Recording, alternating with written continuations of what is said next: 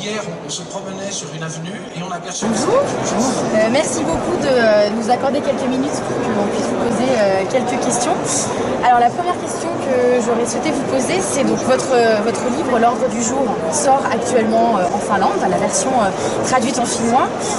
À qui est-ce que vous pensiez quand vous écriviez ce récit? À quel était le public que vous visiez, s'il y en avait un, et quel était le message que vous souhaitez faire passer avec ce récit roman?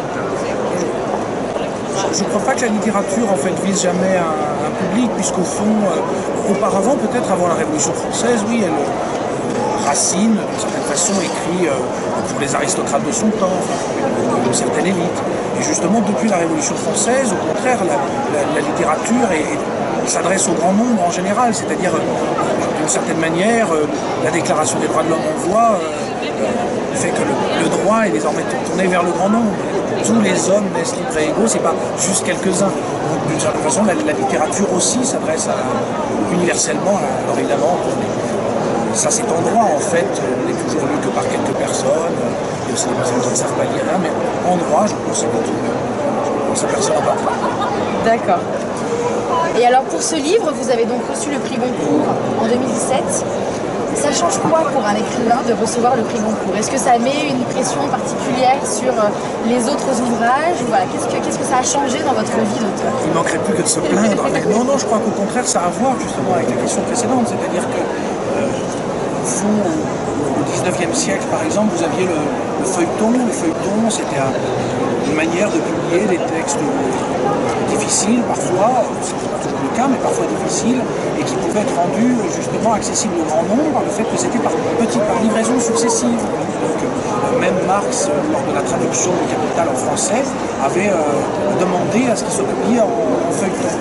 Et donc, au fond, les prix peuvent permettre aussi, ce rapport subitement au grand nombre. Et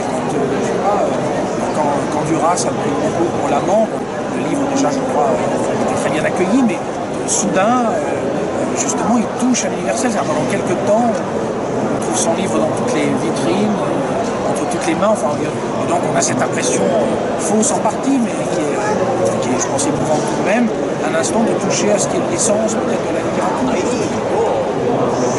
Il y a ce mot universel que je citais tout à l'heure. Est-ce qu'on peut savoir un petit peu sur les projets sur lesquels vous travaillez actuellement? J'ai toujours plusieurs livres en cours, parce qu'il arrive qu'on se caler quand on travaille sur un livre, et donc dans ce cas, plutôt que de désespérer, d'attendre l'inspiration, comme si je croyais en je ne sais quel dieu de la littérature, je préfère travailler à autre chose, d'autant plus que les livres se répondent, parce qu'on n'a pas compris ce qui était consensable dans un cas, au contraire, c'est un autre livre pour nous permettre de l'éclairer, de dénouer, etc. Donc en ce moment, entre autres, je travaille sur j'ai créé un livre qui porte sur les années 50 en France et au Vietnam, sur la guerre d'Indochine, et en grande partie sur le personnel politique, la façon dont il s'est comporté. C'est assez croquis. Très bien, on a hâte de le lire. Et alors vous êtes ici depuis hier, je crois, à Helsinki. Alors, petite question sur la Finlande, est-ce que vous avez eu le temps de voir un petit peu de la ville? On sait que vous avez un programme très chargé, mais voilà, est-ce que vous avez pu avoir déjà quelques sentiments sur la ville de Helsinki? Oui, l'éditeur de mes livres, Sylvie, hier soir, m'a emmené, donc on a fait une promenade dans les rues de la vieille ville, dans la partie russe, parce que c'est une partie de l'Empire russe, qui ressemble à Saint-Pétersbourg, puis dans d'autres quartiers, donc je me suis promené. D'accord, avec vos impressions? Ça m'a plu, j'ai trouvé que c'était très beau, très agréable.